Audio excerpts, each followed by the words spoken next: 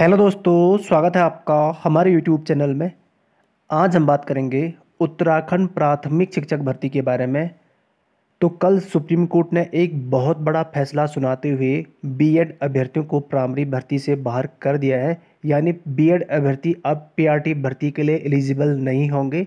इस फैसले को देखते हुए उत्तराखंड में जो 90,000 बीएड अभ्यर्थी हैं उनको एक बहुत बड़ा झटका लगा है, क्योंकि वर्तमान समय में 3 भर्तियां यहाँ पे गतिमान हैं जिनमें बीएड अभ्यर्थी एलिजिबल हैं।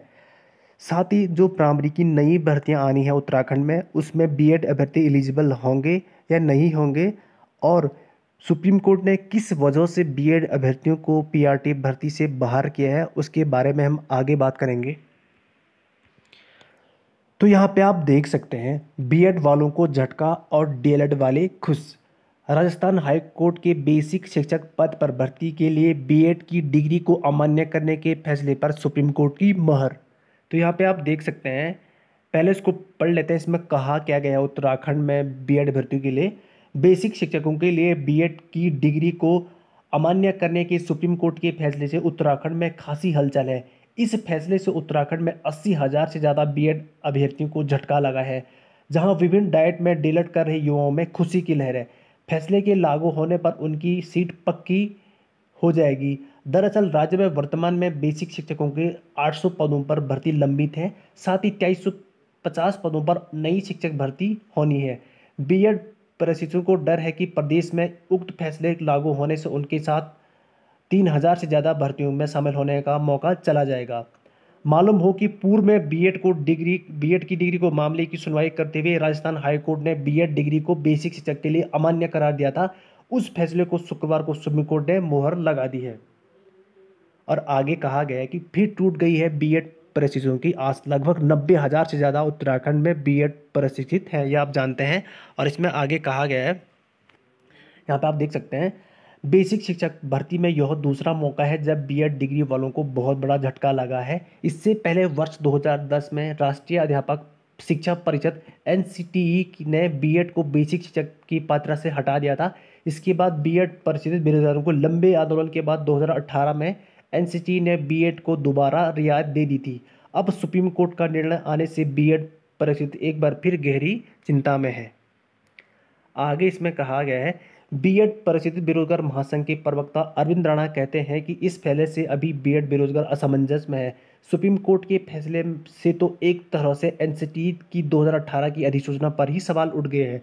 2018 में बीएड टीटी की रियायत मिलने के बाद उत्तराखंड में बेसिक शिक्षकों की 4 भर्तियां हो चुकी है और चौथी भर्ती अभी गतिमान है, जिसमें 800 पदों पर नियुक्तियां होनी है। राज्य ने कहा कि अभी तस्वीर पूरी तरह साफ नहीं है। सभी बेरोजगार सुप्रीम कोर्ट के आदेश की सत्यापित कॉपी का इंतजार कर रहे हैं।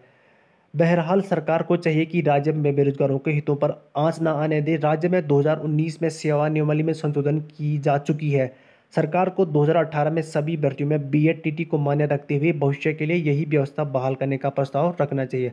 मालूम हो कि राज्य में बीएड परिषदों की संख्या लगभग 90,000 के आसपास है। ये बीएड परिषद जिन्होंने 2011 से लेकर 2022 के दौरान समय शिक्षक पात्रता परीक्षा में टीटी पास की है। यदि टीटी पास ना कर पाने वालों को भी शामिल किया जाए तो वह संख्या बहुत ज़्यादा हो सकती है। ये 90,000 वो अभ्यर्थी हैं जिनके द्वारा 2010 से लेके 2011 से 2022 के बीच टीटी फर्स्ट क्वालिफाई किया है। साथ ही जो शिक्षा सचिव हैं उनके द्वारा कहा गया कि सुप्रीम कोर्ट के फैसले को सत्यापित कॉपी मिलने के बाद ही इस विषय पर कुछ कहा जा सकता है।